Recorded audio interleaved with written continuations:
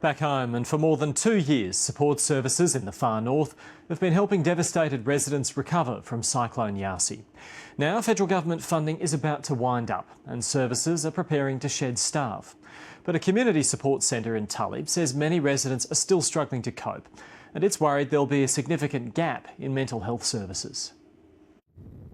Tully residents face devastation in the aftermath of Cyclone Yasi. 2.5 years on, a lot's been done. But while the physical recovery's on track, the emotional recovery's been a different story. Good morning, Tully Support Centre, Sarah speaking. Sarah Smallman has seen firsthand the effects natural disaster can have on families and relationships.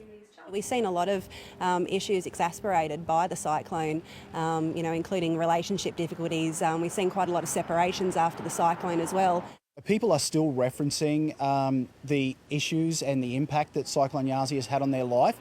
Most recently, we're getting a lot of contact for relationship counselling and domestic violence issues. This community support centre has been providing extended mental health services since the disaster. That federal government funding is about to dry up, and the centre's preparing to cut staff from 11 full-time workers back to 3 part-time. All the recovery funding was for a predetermined time, and we know that and we acknowledge that, and it's unrealistic to think that that level of funding could continue in our region. What we really want to focus on was the historic gaps that there had been for services.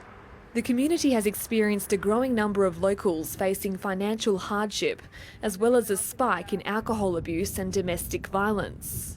We live in a socio-economically disadvantaged region. It's a beautiful region and we love the area, but we do have a number of issues, social issues and financial issues in the region, which impact on people's ability to access support services. The centre's approached the state government for help, but it's not confident there'll be any good news for them in Tuesday's budget. Jessica Nairn, ABC News, Tully.